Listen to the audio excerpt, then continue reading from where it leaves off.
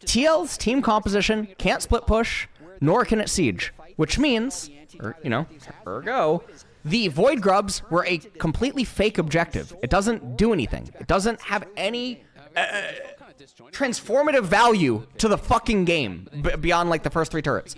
So because of that, you could have always just given it and not fought, and then you just endlessly scale. This game state, this bouncing of the fucking waves endlessly, because no one freezes, this game state, I mean, it's just fucking over. And then also, Riot did the really funny thing where they made scaling stronger. Well, I don't even know what the fuck I was reading last week on Twitter, where like people were like, "Oh, scaling is worse now" or something. It's like, are you fucking dumb as shit? Scaling is inherently buffed with all the changes that they did in season 15. I know you can't freeze now. I know the freezing got nerfed. I mean, you can still like, you can't freeze the way that we used to be able to, but that's actually funny. I wish that 10-player practice tool existed when like freezing was still a thing, because it would have been really easy to demonstrate, but unfortunately, because they changed the way that minion damage works with minions, so you can't freeze anymore. Okay, 100 Thieves. The game's over. The game's just over. They just have such a better scaling team comp. There's no fucking way. Void Grubs are... You know, I watch one StarCraft game a day. Every single day I watch one StarCraft 1 game. Generally when I'm eating like breakfast or like when I'm having my first coffee, I watch one StarCraft game. And watching the very slight not meta shifts, but like strategic decision shifts on like map changes and other stuff in that game, I just get so upset watching League.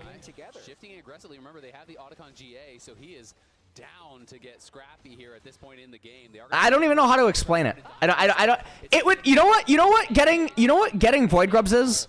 This will maybe make sense to anyone that follows StarCraft. It would be like Zerg versus Terran, and Zerg gets a mineral only base, and it's like, well, that doesn't matter, because Zerg needs gas. So for anyone that doesn't play StarCraft, Zerg needs 4 gas.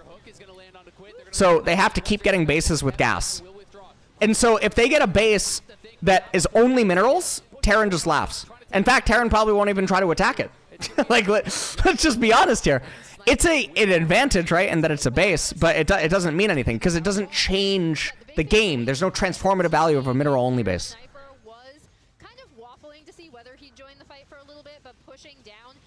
So TL thinking that I don't know, man. This is one of the things I got really upset with the last like few years. People did really bad jobs of educating public and stuff like, I don't know. No, it's not that Grubs are bad. You hear what I'm saying? TL can't split push, nor do they siege. Ergo, Void Grubs don't do anything for their comp. It doesn't have any transformative effect on the state of the game. Which means that 100 Thieves should never opt into fighting the objective, because it doesn't actually mean anything for how Team Liquid wins games. Nor does 100 Thieves win games through either of those two methods either. So, it's a fake objective. With these two team comps facing against one another, Void Grubs don't mean anything.